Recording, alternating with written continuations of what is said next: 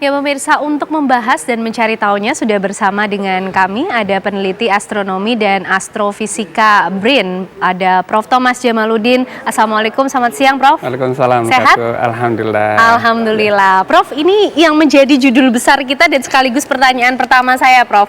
Lebarannya bakalan bareng-bareng atau enggak Prof? Ya, tahun ini tampaknya tidak terhindarkan ya, berbeda. Akan berbeda. Ya, setelah sebut aja 6 tahun terakhir kita selalu berbarengan, awal Ramadannya barengan, Idul Fitrinya barengan, Idul Adha barengan. Tapi mulai tahun kemarin awal Ramadan beda dan tahun ini Idul Fitri beda dan nanti Idul Adha akan beda. Oke. Masalahnya karena kriterianya belum disepakati. Oke, ya. Kriteria itu yang membuat berbeda ini seperti apa sih Prof sebenarnya? Ya, jadi ini seringkali di masyarakat itu salah paham ya, seolah-olah perbedaan karena hisab dan ru'yat, karena metodenya. Metode itu memang berbeda, tetapi sudahlah kita hormati saja karena itu keyakinan dari segi dalilnya ya. Menurut hadisnya demikian, menurut Qur'annya demikian, tapi penafsirannya beda. Yaitu jelas tidak bisa dipertemukan. Sudah sekian ratus tahun kita berdebat soal itu dan tidak ada titik temu. Tetapi masalah kriteria itu semestinya bisa, karena itu sifatnya ijtihad ilmiah. Ijtihad ilmiah itu adalah bagaimana menginterpretasikan yang disebut sebagai hilal itu seperti apa sih.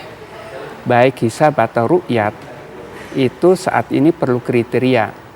Dari segi hisab, hitungan astronomi hanya menentukan tinggi bulan sekian derajat, hanya berupa angka saja.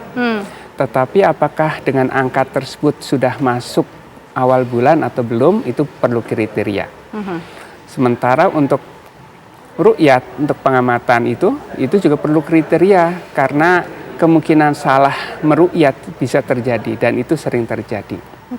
Jadi kriteria ini adalah batasan bahwa bulan itu memungkinkan untuk bisa diru'yat. Supaya nanti kriteria tersebut juga kompatibel dengan hasil ru'yat. Nah, yang biasa dijadikan ukuran itu adalah ketinggian bulan itu berapa derajat. Nah, ini di sini ada perbedaan. Muhammadiyah itu mendasarkan pada kriteria yang paling dasar, yang paling sederhana ya, karena hanya mendasarkan pada saat bulan terlambat terbenam dibandingkan dengan matahari. Itu memang dulu tahun 70-an, 1970-an itu untuk mengurangi kompleksitas perhitungannya. Jadi hanya menghitung pada saat kapan bulan terlambat terbenam. Ketika bulan terlambat terbenam itu dianggap sudah wujud. Jadi posisinya bulan sedikit di atas ufuk pada saat matahari terbenam. Nah, sementara kriteria imkan ru'yat atau kriteria visibilitas hilal juga sesungguhnya menggunakan data yang sama, tetapi menggunakan kriteria untuk bisa dilihat. Untuk bisa dilihat itu memperhitungkan ketebalan hilal, supaya hilal itu bisa mengalahkan cahaya syafaq atau cahaya senja. Kemudian perlu ketinggian tertentu, supaya cahaya syafaq tersebut bisa dikalahkan oleh cahaya hilal. Karena semakin rendah dekat ufuk, dekat matahari, itu cahaya syafaqnya makin kuat.